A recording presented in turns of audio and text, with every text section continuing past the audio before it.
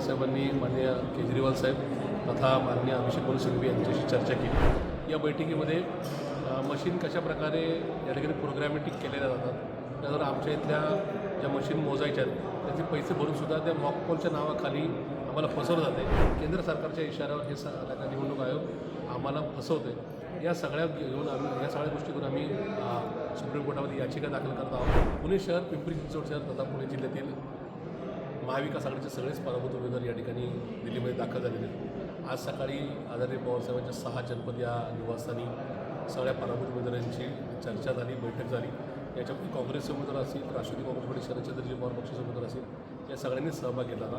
माननीय बाळासाहेब थोरात साहेब असतील किंबहुना या बैठकीला संजयजी जगताप असतील, अशोकबापू पवार असतील, उत्तमरावजी जानकर असतील आणि आम्ही सगळीच मंडळी त्या ठिकाणी उपस्थित होतो।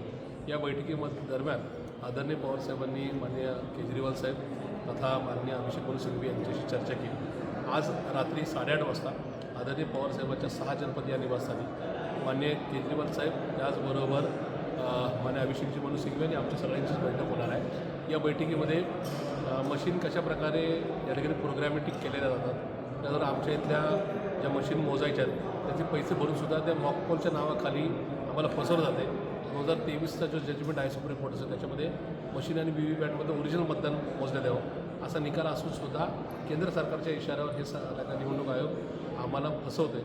या सगळ्या घेऊन या सगळ्या गोष्टीतून आम्ही सुप्रीम कोर्टामध्ये याचिका दाखल करत आहोत। या सगळ्याची चर्चा करण्याकरता आज सायंकाळची बैठक ही निश्चित फलदायी ठरेल।